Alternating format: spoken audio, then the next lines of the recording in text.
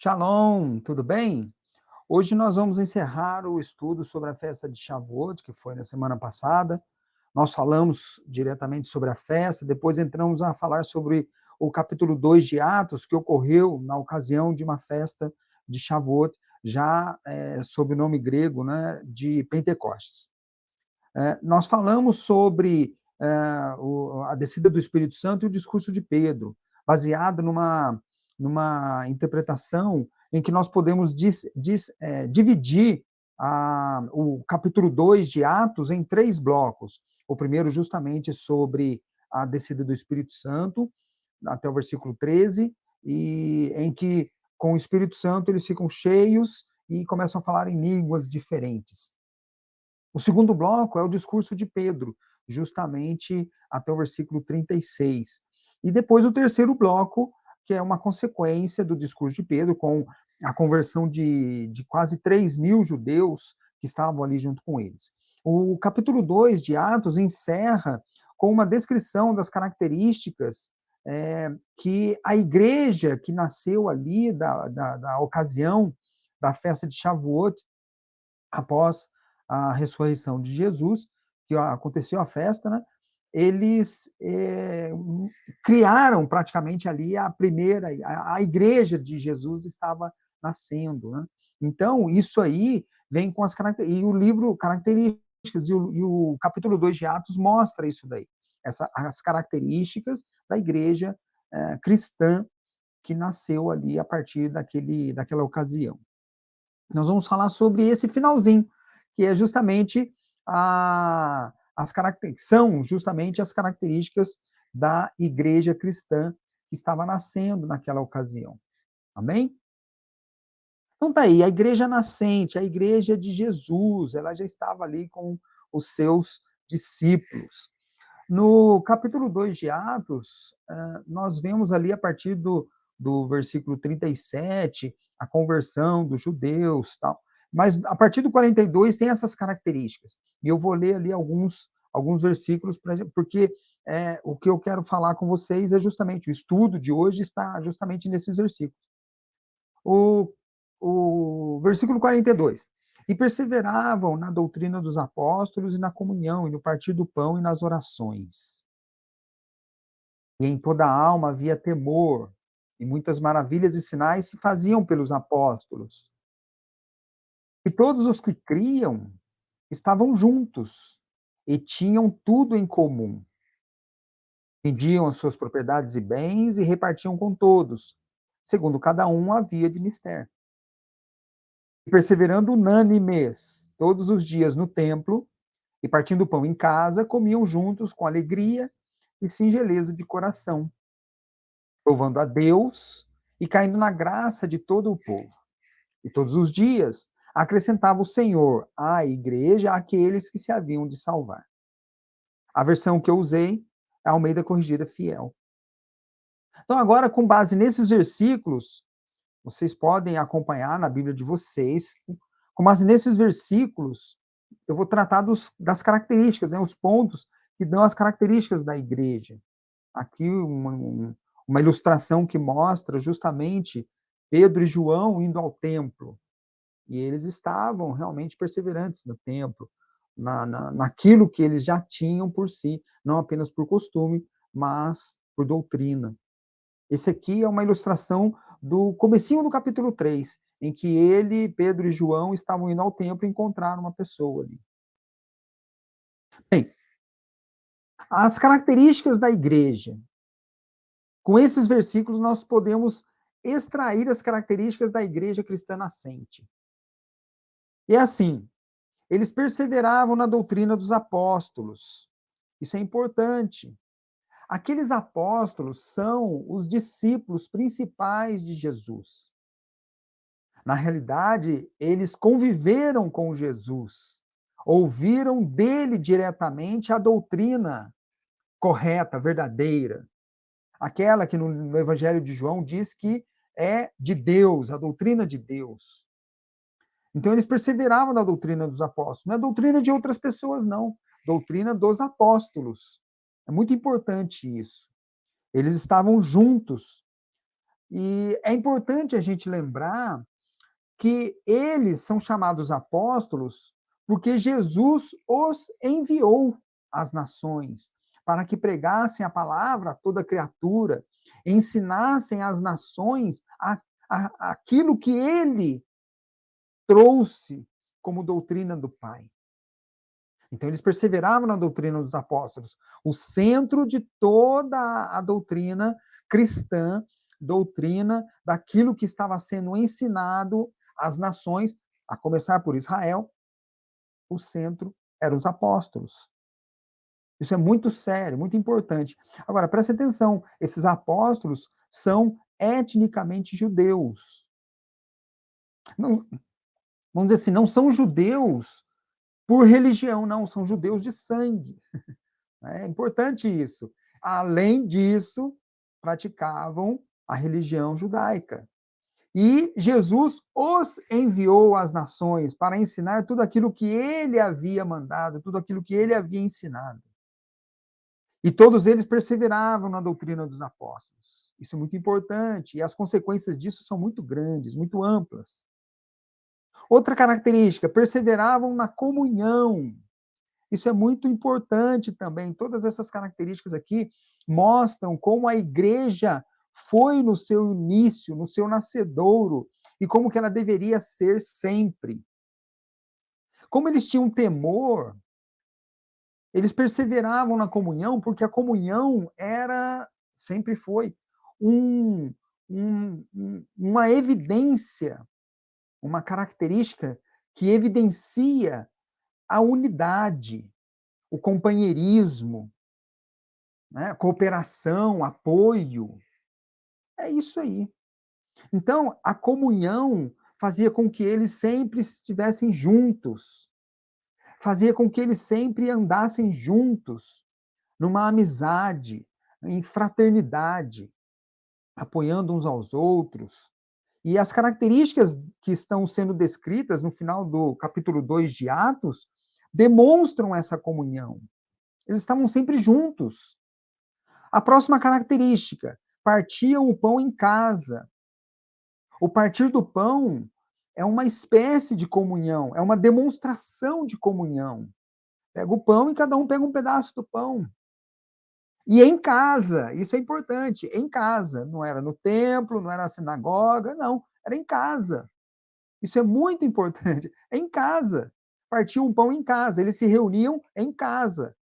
Tem várias passagens nas cartas de Paulo em que ele menciona a igreja se reunindo em casa. Isso é muito importante.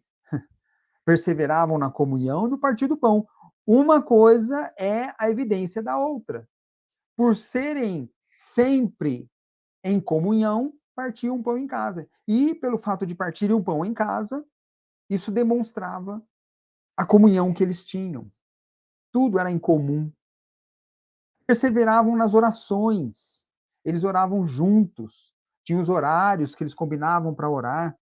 Como eu falei naquela ilustração, no começo do capítulo 3 de Atos, mostra Pedro e João, logo no versículo 1, mostra Pedro e João indo até o templo para orar. Tinham os horários, e eles continuaram indo ao templo para manter as orações. Oravam em casa também, claro. Quando partiam um pão, abençoavam, davam graças. Tem passagens nos evangelhos em que Jesus pegava o pão, dava graças e depois distribuía. No milagre da multiplicação, por exemplo, ele abençoava com a ação de graças e distribuía. Então, eles perseveravam nas orações nesse sentido, em todos os casos, em todos os momentos. Depois, muitas maravilhas e sinais se faziam pelos apóstolos. Isso aqui é uma demonstração inequívoca de que eles estavam cheios do Espírito. O Espírito Santo atuava diretamente por intermédio deles. E muitas maravilhas eles fizeram, sinais eles fizeram. O próprio capítulo 3, no seu início, Pedro cura o paralítico ali. A pessoa que estava com problema de saúde, ele cura. Eu não tenho ouro nem prata, mas o que eu tenho eu te dou. Levanta e anda. É assim. Então, isso eram maravilhas e sinais que eles faziam. É a pura manifestação do Espírito Santo. E depois, vendiam suas propriedades e bens e repartiam com todos segundo as suas necessidades. Olha que coisa interessante. Vendiam suas propriedades e bens e repartiam com todos. Isso aqui era uma característica da ocasião. Primeira coisa que a gente tem que colocar aqui é o seguinte: isso aqui não é uma doutrina que nós temos que vender as nossas propriedades. Mas é importante perceber o seguinte: na Bíblia não fala que eles vendiam todas as suas propriedades. Falava que vendia as suas propriedades. Uma ou outra. Era necessário, vendia ali um objeto, vendia uma casa, quem tinha duas vendia uma, eventualmente, se não estivesse precisando. E bens, como eu disse, um objeto, tem um objeto aqui que não está servindo, eu vendo, e com o dinheiro eu ajudo. Isso ocorre até hoje, tem muitas ações entre amigos que acontecem na igreja, e é exatamente a manifestação disso aqui.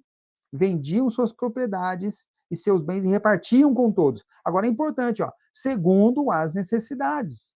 Não é simplesmente vender e dar lá para a igreja, não é isso não, nada. É segundo as necessidades. Está precisando? Tá. Então a gente faz isso, a gente faz um apanhado geral e faz. E é o que eles faziam. Eles entregavam de coração aberto aquilo que era necessário para a igreja se manter. E aqui a igreja, olha aqui, ó, repartiam com todos. Isso é igreja. Isso é a reunião, é a assembleia de Yeshua, segundo as necessidades. Se não era necessário, tudo bem, logo em seguida teve a questão das guerras judaicas, isso está bem descrito nos livros daquele historiador Flávio Joséfo. Depois, no ano 70, os romanos invadiram Jerusalém, destruíram a cidade, destruíram o templo. Mas a questão é, ali houve muita pobreza. Tudo bem que isso aconteceu, mas aqui nós já temos uma descrição da igreja antes mesmo disso acontecer. Então, eles tinham essas características, esses impulsos de vender aquilo que tinha para repartir com todos, mas não tudo que tinha.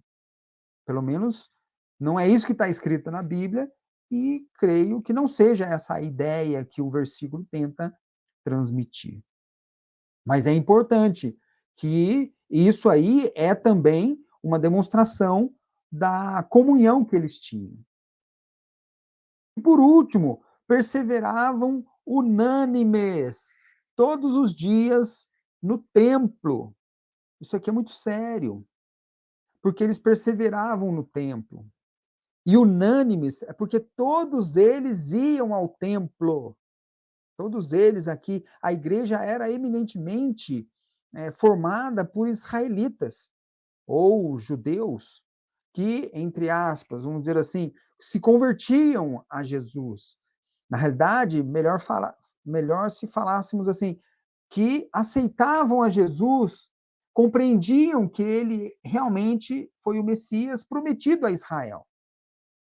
Então, todos eles, e aqui é uma igreja eminentemente israelita, uma igreja eminentemente judaica, todos eles, unânimes, todos os dias iam no templo. Que templo é esse? É o templo de Jerusalém.